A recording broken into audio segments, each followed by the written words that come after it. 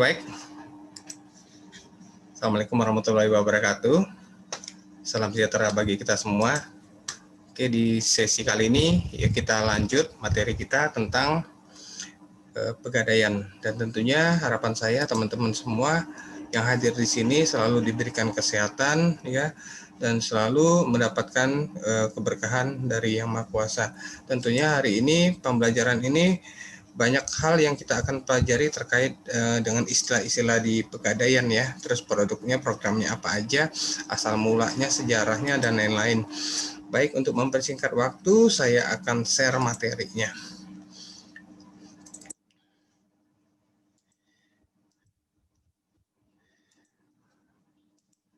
Oke, saya harap teman-teman bagi yang mendengar suara saya kira-kira cukup jelas nggak ya suara saya? Oke, sekarang cukup jelas ya. Oke, terima kasih. Baik, ya kita masuk ke materi yaitu pembiayaan konsumen pegadaian. Ya, oke teman-teman pasti udah familiar nih dengan namanya pegadaian ya. Nah, pegadaian itu merupakan usaha gadai. Nah, pengertian usaha gadai itu yaitu kegiatan menjaminkan barang-barang berharga kepada pihak tertentu ya, guna memperoleh sejumlah uang dan barang yang dijaminkan akan ditebus kembali ya. Jadi barang yang dijaminkan itu akan ditebus kembali sesuai dengan kesepakatan dengan lembaga gadai ya. Oke. Nah, dari pengertian usaha gadai tadi tentunya teman-teman kita bisa dapat menyimpulkan ya bahwa ciri-ciri dari usaha gadai pertama adalah terdapat barang berharga yang digadaikan. Nah, yang kedua, nilai jumlah pinjaman itu tergantung dari nilai barang yang ditaksir ya oleh pegadaian. Nah, terus barang yang digadaikan itu dapat ditebus kembali ya jika telah menyelesaikan kewajibannya ya si nasabah tadi. Oke. Baik. Latar belakang pendirian usaha gadai atau pegadaian. Latar belakang ini yaitu untuk mencegah yang namanya ijon, teman-teman. Ijon, rentenir atau pinjaman tidak wajar itu adalah sesuatu yang menyengsarakan ya masyarakat banyak ya. Nah, tentunya dalam hal ini pemerintah melalui usahanya yaitu pegadaian ya ingin membantu mensejahterakan masyarakat ya terkait dengan adanya kegiatan usaha ya, baik usaha kecil, menengah seperti itu. Dan yang kedua, kesejahteraan rakyat kecil yang pasti mendukung program pemerintah untuk pembangunan nasional. Nah, sejarah pegadaian ini diawali pada tahun 1746 teman-teman, di mana pada saat itu yaitu pemerintah Hindia Belanda melalui VOC mendirikan Bank van Lening ya. Bank van Lening ini suatu lembaga yang memberikan kredit dengan cara sistem gadai. Nah, jadi masyarakat pada zaman itu ya, pada zaman 1746 itu diberikan pinjaman dengan cara menggadaikan ya, menggadaikan barangnya, dikasih duit terus barangnya disimpan oleh Van Lening pada zaman VOC. Lanjut ke 1811 ya. Pada zaman pendudukan Inggris ya, pada zaman pendudukan Inggris membubarkan Van Lening ya. Jadi pada saat itu Inggris memberi keleluasaan kepada masyarakat Indonesia untuk mendirikan usaha pegadaian sendiri ya. Jadi artinya tidak terkait dengan pada saat itu Van Leasing ya yang telah dibentuk. Jadi bisa masyarakat yang mampu untuk mendirikan usaha gadai bisa didirikan sendiri. Nah, 1901 Pegadaian Negara ya. Pegadaian Negara pertama kali didirikan di Sukabumi ya, itu Jawa Barat tanggal 1 April 1901. Nah, 1 April itu selalu diperingati oleh Pegadaian sebagai ulang tahunnya ya. Terus ke 1905 Pegadaian resmi ya menjadi jawatan ya. Jawatan itu sama seperti program pemerintah ya, milik negara ya, usaha milik negara ya, salah satunya seperti itu. Nah, terus 1961 baru ya Pegadaian berbentuk badan hukum ya, yang tadinya jawatan menjadi perusahaan namanya perusahaan pegadaian perusahaan negara ya, perusahaan negara. Nah, seperti itu ya. Lanjut ke 1990 sorry ya, 1990 menjadi Perjan menjadi Perum ya, perusahaan jawatan menjadi Perum, perusahaan umum ya, perusahaan umum milik negara. Nah, seperti itu. 2012 barulah dibentuk badan hukum ya, dari Perum menjadi Persero. Nah, pada saat udah menjadi Persero, teman-teman, yang namanya Persero itu mau tak mau harus menghasilkan ya, ada artinya kegiatan di perusahaan tersebut yang menghasilkan uang. Nah, tadinya kalau Perum itu tujuannya adalah untuk membantu masyarakat untuk diberikan kemudahan terkait dengan pinjaman dengan cara gadai. Nah, tapi dengan adanya perusahaan dari Perum menjadi Persero atau PT ya, mau tak mau usaha pegadaian ini di pemerintahan itu harus menghasilkan ya laba ya, seperti itu. Baik. Ya, kita lanjut. Nah, ini dasar hukum pegadaiannya, yaitu Pegadaian Negara pada tahun 1998, yaitu nomor 131 ya. Nanti teman-teman boleh baca ya terkait dengan dasar hukum pegadaian ini. Nah, di mana di sini 1 April 2012 sampai dengan saat ini sudah ada perubahan dari Undang-Undang nomor 19 tahun 2003 tentang BUMN, di mana di situ dinyatakan tentang pegadaian ya. Terus ada 40 juga ada kalimat pegadaian itu dibunyikan tentang perseroan terbatas ya, di mana Undang-Undang RI nomor 21 tahun 2011 tentang OJK, di OJK pun juga termasuk ya dibunyikan kalimat pegadaian di sana karena masuk dalam pengawasan OJK, lembaga keuangan, bukan bank atau non bank. Ya, dan juga ada peraturan pemerintah nomor 51 tahun 2011 ya, 13 Desember 2011 juga tentang pegadaian. Baik, lanjut. Tujuan pegadaian, teman-teman. Ya, tujuan pegadaian ini adalah memberikan solusi ya, memberikan solusi yang cepat untuk pengembangan usaha, baik kebutuhan yang termasuk kebutuhan yang mendesak ya, yang istilahnya tidak butuh waktu yang lama ya, artinya mendesak, kita butuh dana, cukup menggadaikan sesuatu itu bisa dapat dananya itu melalui kredit pembiayaan berbasis gadai ya, ataupun menitipkan barangnya nanti dikasih uang, terus atau fidusia itu berupa jaminan ya, seperti itu. Nah, terus kegiatan lainnya apa? Di pegadaian itu bisa ada jasa titipan, teman-teman ya, surat berharga, logam mulia, apapun bisa dititip di pegadaian, ada biayanya ya. Terus jasa taksiran, jika teman-teman memiliki emas ya, ataupun ketemu emas di luar sana ya, terus nggak tahu nih emasnya asli atau tidak, terus berapa karat, terus kadarnya kemurniannya berapa, boleh ya teman-teman datang ke pegadaian, minta tolong dicek itu emas ya, kira-kira nanti akan dapat hasilnya. Nah, itu ada biayanya juga, mereka memberikan jasa taksir emas ya. Terus ada sertifikat logam mulia, batu permata, dan lain sebagainya ya. Terus apalagi di sini pegadaian juga ada jasa transfer uang ya, teman-teman ya, karena mereka juga bagian dari payment point antar bank juga bisa dilakukan ya. Terus ada jasa transaksi pembayaran, terus ada jasa administrasi pinjaman dan lain-lain ya. Baik. Nah, keuntungannya apa sih buat nasabah kalau menggunakan jasa pegadaian? Pertama adalah adanya kemudahan, teman-teman ya, di mana pegadaian itu dia menyediakan pinjaman uang dengan jaminan barang-barang berharga. Terus di mana pada saat kita butuh dana ya, itu bisa diproses dengan cepat ya, itu maksimal bisa sampai dengan 15 menit. Nah, yang berikutnya adalah tujuan adalah bagaimana caranya ya usaha-usaha yang sangat menyengsarakan rakyat seperti ijon ya, terus rentenir dan segala macamnya itu bisa berkurang dengan adanya pegadaian ya, seperti itu. Nah, terus perbandingannya apa dengan lembaga keuangan bank lainnya antara pegadaian? Yang pertama adalah jika kita menggunakan jasa pegadaian, kita dapat dana tersebut relatif waktunya sangat singkat ya. Pada hari itu juga udah cair itu dana ya. Terus persyaratannya sederhana, tidak ribet seperti di bank ataupun di leasing dan lain-lain, sehingga memudahkan konsumen untuk memenuhinya ya. Syaratnya itu gampang banget ya. Terus pihak pegadaian tidak mempermasalahkan ya dana tersebut digunakan untuk apa ya. Nah, jadi terserah nasabah ya untuk kegiatannya untuk apa ya, itu pegadaian tidak mau peduli ya. Tapi beda sama bank atau leasing. pasti mereka akan minta ya informasi dengan nasabahnya, kira-kira tujuan dananya penggunaannya untuk apa, seperti itu ya. Nah, ini pegadaian bebas. Oke. Terus apakah pegadaian itu sangat penting ya teman-teman ya? Baik, kalau bicara tentang pentingnya pegadaian di sini ya, di mana pegadaian ini cara pinjam meminjamnya berbasis gadai ya. Hanya di Indonesia ini sudah berlangsung cukup lama.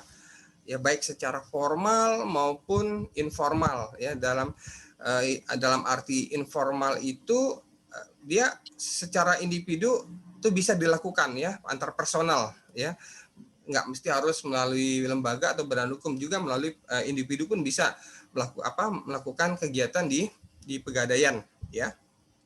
Nah, terus praktek gadai non formal itu ya seperti rentenir, ijon ya, dan pinjaman tak wajar lainnya itu bisa diminimalisir ya. Artinya kita tidak lepas dari kegiatan itu, pasti ada ya di mana-mana di daerah terutama ya, yang masih teman-teman masih ngelihat adanya rentenir atau ijen itu pasti ada. Nah, dengan adanya pegadaian ini bisa diminimalisir ya. Oke. Terus berikutnya ini gambar pegadaian ya, dari awal di Sukabumi ini ya, terus menjadi jadi agak lebih modern ya sampai dengan saat ini, seperti itu. Dia terus bertransformasi ya. Nah, target utama pegadaian teman-teman, yang pertama adalah masyarakat non bankable. Nah, non bankable ini masyarakat yang belum memiliki akses perbankan.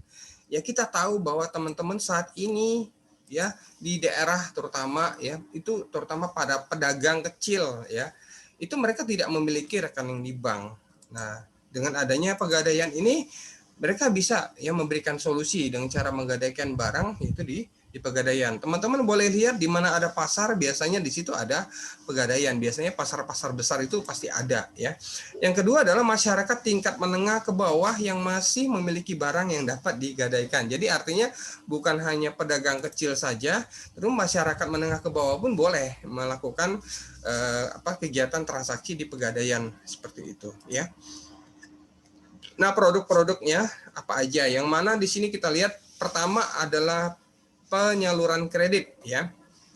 Ada gadai konvensional, terus ada kredit berbasis fidusia konvensional, yang kedua adalah penyaluran pembiayaan gadai syariah, terus pembiayaan syariahnya, ada investasi emas ya, tunai angsuran, dan juga aneka jasa seperti taksiran, titipan, sertifikasi, maupun jasa lainnya seperti payment point, pembayaran listrik, air, telepon, TV kabel, macam-macam ya. Itu bisa dilakukan di pegadaian, teman-teman ya. Baik. Terus keunggulannya apa, Pak? Produk gadai ini. Yang pasti sudah diceritakan di awal, itu relatif singkat ya, teman-teman. Hanya dengan 15 menit saja itu dana bisa cair ya. Terus persyaratannya sederhana saja. Yang penting masyarakat tadi yang mau melakukan transaksi di pegadaian ya memiliki barang karena yang sifatnya bisa bergerak ataupun yang tidak bergerak ya. Tujuannya untuk penetapan dalam undang-undang nyatakan sebagai barang bergerak itu ada ya, itu dibunyikan di undang-undang. Terus apalagi syaratnya yaitu minimal 18 tahun atau sudah menikah. Bagi teman-teman yang usianya belum 18 tahun ya belum bisa ya bertransaksi di pegadaian. Tapi jika usianya udah 18 tahun ke atas boleh melakukan kegiatan transaksi di pegadaian. Yang pasti membawa syarat berikutnya KTP ya, atau identitas yang masih berlaku ya, asli ya, seperti itu. Baik, teman-teman. Kita lanjut. Ya. Jumlah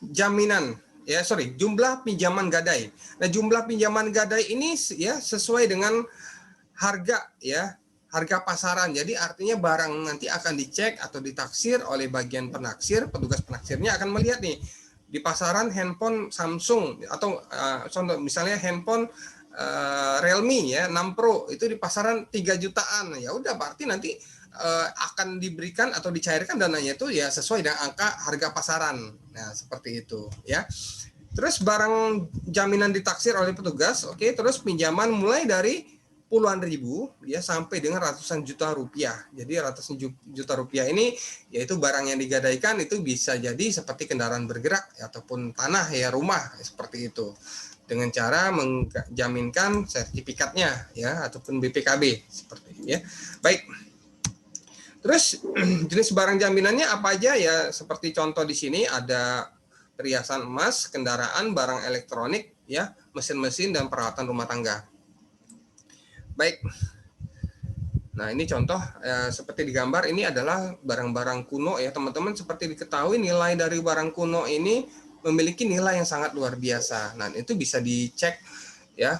Contoh misalnya wayang Jawa ini ada nilainya, terus sepeda ontel lama, terus gamelan yang mempunyai nilai sejarah ini pasti harganya di mana-mana pasti sangat tinggi ya. Nah, itu sangat bernilai, itu bisa dijaminkan di Pegadaian ya. Baik, ciri produk gadai. Ya, kita masuk ke ciri produk gadai konvensional.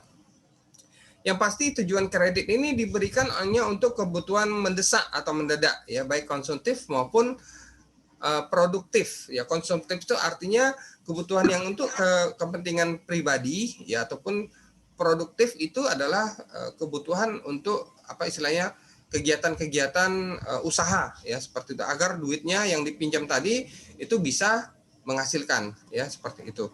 Terus barang jaminannya apa? Barang jaminannya ya emas ya, sesuai dengan contoh tadi ya.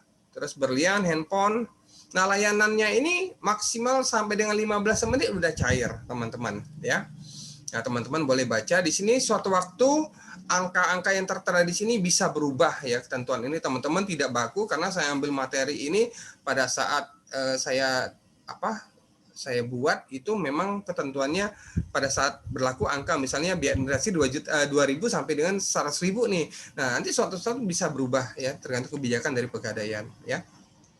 Terus penetapan uang pinjaman. Penetapan uang pinjaman ini dikenakan 92% sampai dengan 95% dikali nilai taksiran ya. Jadi artinya jika satu handphone itu harganya 3 juta, maka akan ditaksir itu yang akan diberikan uang pinjamannya itu 92 sampai dengan 95% dari nilai yang ditaksir tadi, dari 3 juta tadi, contoh ya. Terus plafon kreditnya minimal 50.000 sampai dengan maksimal 500 juta, teman-teman, ya. Nah, pembayarannya apakah bisa dilunasin sekaligus atau dicicil atau perpanjangan kredit. Misalnya kalau seandainya udah mau jatuh tempo nih, udah mau habis ya, nanti kita bisa ngajuin pinjaman lagi nih, tapi barangnya tetap digadaikan lagi. Nah, seperti itu ya. Baik, yang berikutnya. Ini adalah alurnya, teman-teman.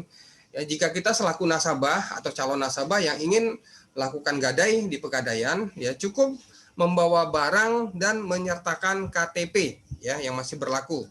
Setelah itu petugas admin ya akan melakukan proses ya. Setelah itu akan dicek barang yang telah kita sampaikan ke petugas tadi ya, akan dicek oleh bagian penaksir. Nanti akan diberikan namanya surat bukti kredit ya dari bagian penaksir, artinya telah ditentukan nih angka dari barang tersebut sekian ya. Contoh misalnya harga handphone Realme misalnya itu udah 3 juta ya angkanya, maka di surat bukti kredit akan diberikan plafonnya adalah 3 juta. Maka cair ya beserta dananya beserta asli surat bukti kredit. Nah, itulah surat bukti kredit itu adalah suatu kewajiban ya, kewajiban dari nasabah tersebut untuk melakukan cicilannya, membayar angsurannya seperti itu ya. Terus barangnya gimana? Ya barangnya tentu disimpan ya. Baik. Nah, yang berikutnya tadi kita bicara konvensional. Nah, ini ada yang namanya produk gadai ya, syariah. Nah, produk gadai syariah ini teman-teman ada istilah di mana kalau istilah syariahnya itu menahan barang milik nasabah itu rahin ya. Nah, menahan barang milik nasabah sebagai barang jaminan. Barang jaminan itu disebut dengan marhun atas utang pinjaman marhun bih ya. Utang pinjaman itu marhun bih yang diterima. Nah, rahan merupakan akad ya. Jadi artinya istilah rahan itu akad ya. Kalau kita bicara di bank syariah itu ya tentu nggak ada istilahnya apa namanya kesepakatan, itu pasti namanya akad ya. Itu menahan harta milik nasabah oleh penerima gadai sebagai jaminan atas utang yang diterima. Ya, dengan kata lain, rahan adalah gadai berdasarkan prinsip-prinsip syariah, ya, sehingga tidak dikenakan sewa modal atau bunga istilahnya teman-teman. Tapi yang dikenakan apa?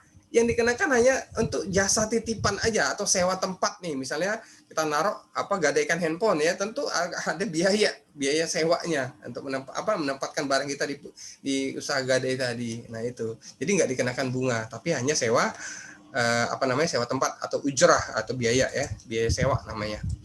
Baik. Nah, yang berikutnya adalah fidusia, teman-teman. Nah, fidusia ini adalah jaminan atas benda bergerak, ya. Nah, ini dibunyikan di Undang-Undang Nomor 4 Tahun 96 ya, tentang hak tanggungan yang tetap berada dalam penguasaan pemberi fidusia, ya. Nah, di sini teman-teman boleh baca terkait dengan fidusia, ya. Jadi, apa itu fidusia? Jaminan atas benda bergerak, ya, baik berwujud maupun tidak berwujud, ya. Baik. Nah, ciri-ciri produknya apa di sini fidusia pegadaian? Yang pasti di sini tujuan kreditnya itu adalah untuk pengembangan usaha, ya, modal kerja atau untuk investasi bagi pengusaha mikro ataupun kecil. Nah, seperti itu. Terus yang dijaminkan apa? Yang dijaminkan di sini bukan bentuk fisiknya, teman-teman, ya. Bayangkan kalau mobil ditaruh di pegadaian semuanya penuh, ya, full. Nah, yang di sini yang dijaminkan hanya BPKB-nya saja, ya. Jika dia mobil pakai BPKB-nya mobil, kalau motor pakai BPKB-nya motor, ya. Kalaupun dia ada tanah, tentu pakai ada surat SHM-nya, surat sertifikatnya, dan layanan ini tentunya maksimal sampai dengan 3-5 hari. Tentu berbeda ya teman-teman antara gadai biasa yang konvensional tadi dengan yang gadai fidusia ini. Kenapa? Kalau gadai fidusia ini pasti akan dicek terlebih dahulu. Nah, untuk mengecek mobil ya, apakah asli atau tidak, itu STNK-nya sesuai dengan nomor rangkanya atau tidak, atau ada yang berbeda, itu butuh waktu 3-5 hari, teman-teman. Tidak gampang ya untuk ngecek, itu pasti butuh proses atau banyak pihak yang terlibat untuk pengecekan itu. Beda dengan kita menggadaikan handphone, nah langsung 15 menit cair. Nah ini 3-5 hari. Terus sewanya berapa? Di sini 1% per bulan dari nilai taksirannya, ya. Kalau 100 juta ya 1% dari 100 juta. Terus biaya adminnya juga 1% dari uang pinjaman. Dan biaya lainnya apa aja? Ya ada biaya asuransi, biaya blokir BPKB, terus biaya notaris, sudah pasti barang yang yang dijaminkan, sertifikat yang dijaminkan itu akan dibalik nama ya, menjadi milik pegadaian ya, bukan lagi milik si nasabah yang minjem tadi ya. Jadi artinya udah dibalik, itu ada biayanya, biaya notaris. Terus gimana Pak? Kalau udah lunas gimana? Ya udah lunas tentu barangnya akan menjadi milik si nasabah lagi ya, karena dia sudah melakukan lunasan ya, sekaligus contohnya misalnya seperti itu. Plafonnya maksimal 100 juta ya, jangka waktunya bisa sampai dengan 36 bulan atau 3 tahun, angsurannya flat. Baik. Nah, sama proses fidusia ya, di mana nasabah itu dia mengisi formulir aplikasi permohonan kredit ya, terus menyertakan BPKB asli ya, di mana nanti petugas akan mengecek ya proses terlebih lanjut terkait dengan barang ataupun sertifikat yang dijaminkan tadi. Nah, oke, nanti petugas selanjutnya, petugas survei akan mengecek ya, survei ke lokasi di mana kendaraan itu diletakkan, misalnya di rumah, tentu akan cek di rumah sesuai dengan nomor rangka, mesin dan segala macamnya ya. Nah, setelah itu baru dananya cair ya. Otomatis setelah terima uang, maka si nasabah menyerahkan BPKB asli, dan BPKB itu disimpan di pegadaian ya, atau tempat penyimpanan BPKB yang ada di pegadaian ya. Oke. Nah, terus bagaimana yang berikutnya Pak? Yang berikutnya teman-teman, di sini ada produk gadai dengan sistem angsuran ya, di mana kredit untuk pengusaha kecil atau mikro ini dengan sistem gadai, di mana barang yang jaminan itu dikuasai oleh pegadaian, dan pelunasannya pun pasti dengan cara angsuran bulanan. Nah, seperti itu. Baik, nah ini dengan sistem angsuran ya teman-teman. Ada juga namanya investasi emas, di mana kita tahu bahwa usaha gadai ini juga mereka menyediakan bagi nasabah yang ingin memiliki emas murni. Nah, caranya gimana? Caranya datang ke kantor pegadaian ya, terus mengisi aplikasi, nanti petugas tersebut akan membantu proses di mana si nasabah ini keinginannya mau emas yang berapa, ya persentasenya berapa. Nah, sesuai dengan kadarnya di sini adalah emas batangan ya dengan kadar 99,99% emas murni dan ada sertifikatnya ya, sertifikat internasional. Jadi artinya tidak sembarangan emas yang ada di Pegadaian ini betul-betul adalah ada sertifikat internasional. Dimulai dari 1 keping ukuran kecil 1 gram sampai dengan 1000 gram. Jadi artinya harga emas tentu menyesuaikan ya teman-teman dari harga yang berlaku pada saat ini. Nah, pembayarannya bisa cash ataupun kredit bagi teman-teman ataupun nasabah yang ingin memiliki emas di Pegadaian, ya bisa dengan cara cash beli langsung ataupun dengan cara mencicil ataupun kredit. Keuntungannya pasti kemudahannya jual kembalinya gampang ya, karena nilai dari emas teman-teman perlu diketahui emas itu kadang fluktuasi ya, turun naik. Kalau lagi bagus harganya itu luar biasa ya teman-teman ya.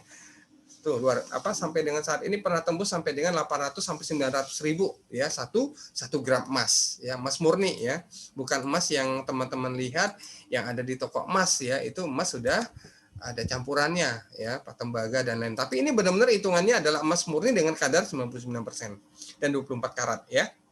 Baik. Terus kita lihat perkembangan harga emas ya 10 tahun terakhir ini ya teman-teman, di sini kita lihat bahwa pertumbuhannya sangat luar biasa ya.